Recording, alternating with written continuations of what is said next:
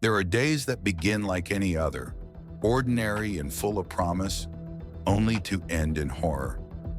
February 13th, 2017 was one of those days in Delphi, Indiana, a sleepy Midwestern town with a population of just over 3,000.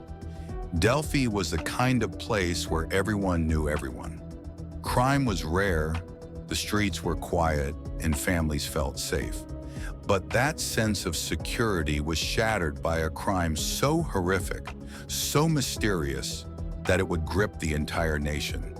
It was a Monday, but schools were closed. The weather was unusually warm for mid-February, and two best friends, Abigail Joyce Abby Williams, 13, and Liberty Rose Lynn Libby German, 14, decided to take advantage of the sunshine. The night before, they had a sleepover at Libby's house. On the day of, they were growing bored and eager for an adventure, so they made plans to go hiking along the Monon High Bridge Trail, a popular local spot surrounded by woods, running beside Deer Creek in rural Carroll County. Libby's older sister, Kelsey, drove them to the trailhead on County Road 300 North and dropped them off around 1:35 p.m. The girls were supposed to meet up with Libby's dad at 3:15 p.m. That gave them just under 2 hours to explore the scenic but hazardous trail. Abby was the energetic one, bubbly, friendly, and passionate about the outdoors. Libby was quieter but equally creative, with a love for art, photography, and reading. It was Libby who brought her phone along and began taking photos and videos during the hike. Innocent snapshots of a carefree afternoon. One of those photos, taken at 2:09 p.m., would become one of the most haunting images in true crime history. It showed Abby walking across the old Monon High Bridge, a narrow, crumbling, elevated railroad bridge built in 1891 and abandoned in the 1980s. It stood 63 feet above the creek with no guardrails, the wood rotting in places, the gaps between planks a fatal risk. That photo would be the last image of Abby alive. The Monon High Bridge was a known danger. It was technically off limits and illegal to cross due to its deteriorated condition. But it was also beloved by locals and often visited by teenagers looking for a secluded place to hang out. That day, it became the setting for a real-life horror story. Around 3 p.m., Libby's father began calling her phone. He wanted to confirm that the girls were on their way back, but no one picked up. He tried again. Still no answer. Initially, there was no panic. Perhaps they had lost track of time. Maybe the phone was out of signal, or they had dropped it. But by 3:15, when the girls failed to show up, worry began to set in. Family members started searching the area themselves, calling their names, hoping they had simply gotten lost or taken a wrong turn.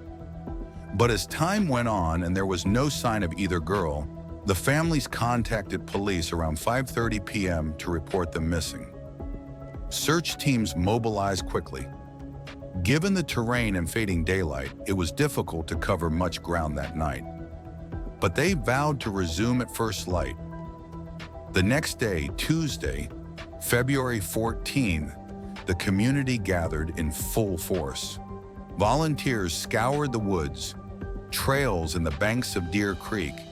Then at approximately 12:15 p.m., two bodies were discovered on private land about half a mile from the bridge.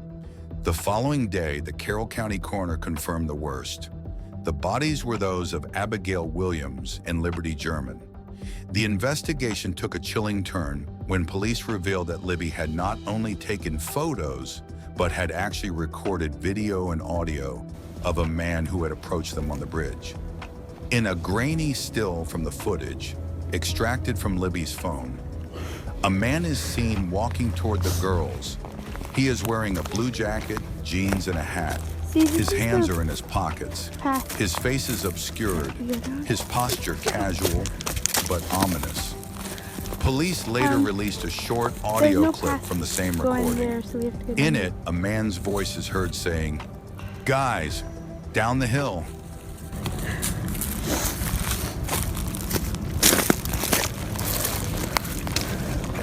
Hi. Just 4 chilling words. Though police have never officially released details of how the girls were killed, they confirmed that the man seen and heard on Libby's phone was their prime suspect. The property where the girls were found belonged to Ron Logan, a 77-year-old man who lived alone. He was cooperative but raised some suspicion when his alibi didn't check out. He claimed he was driving to a dump and then stopped for a beer, but investigators discovered he had asked a relative to lie for him about his whereabouts. Logan was later arrested and jailed for violating probation, but no evidence linked him directly to the murders. Over time, several persons of interest emerged, including John D. Miller. John D. Miller was arrested in 2018 for the cold case murder of 8-year-old April Tinsley in 1988. He had left taunting notes near the crime scene, claiming he would kill again. Though his DNA was found in that case, authorities did not find a direct connection between Miller and the Delphi murders, despite some online rumors. Daniel Nations.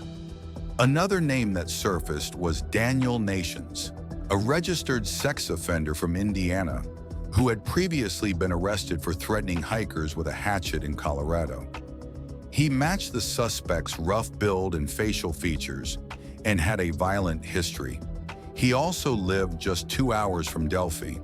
However, after investigation, police stated that Nations was no longer considered a person of interest, though he had not been officially cleared either.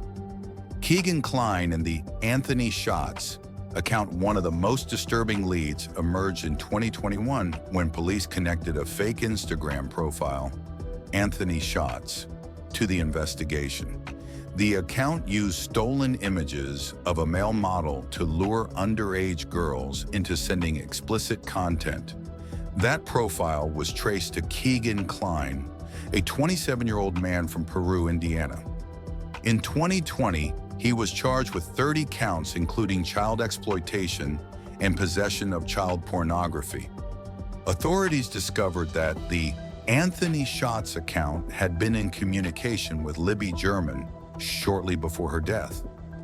Although Kline admitted to talking to underage girls online, he denied ever speaking to Libby and has cooperated with investigators. Still, many believe the fake account may have been used to lure the girls to the trail that day. Despite these leads, years went by without an arrest. The families of Abby and Libby, and the entire Delphi community, were left in limbo, haunted by uncertainty, injustice, and grief. But everything changed on October 28, 2022. Indiana State Police arrested 50-year-old Richard M. Allen, a pharmacy technician who lived in Delphi. He had no prior criminal record, was married, and had even participated in the early search for the girls. Shockingly, Allen had voluntarily told police in 2017 that he was on the Monon High Bridge the day of the murders, a detail investigators failed to follow up on for years. A sealed affidavit revealed DNA evidence and ballistic analysis linking Allen to the crime scene. A .40 caliber unspent bullet found near the bodies was matched to a gun Allen owned. More chilling, Allen allegedly confessed to his wife and a cellmate, stating he had committed the murders and staged the scene. He is currently awaiting trial.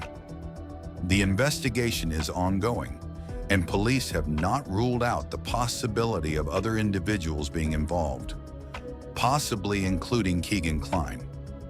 The murders of Abigail Williams and Liberty German shook the nation not just because of their tragedy, but because of the bravery and foresight of a 14-year-old girl who, in her final moments, recorded the man who would take her life. Libby's decision to hit record gave investigators their biggest clue and possibly crack the case. Though justice now seems closer than ever, questions remain. Was Richard Allen working alone? How did he lure the girls into isolation? And what role, if any, did social media deception play? The answers may come in time. Until then, the story of Abby and Libby remains both a cautionary tale and a testament to resilience and to the power of a young girl's courage in the face of evil.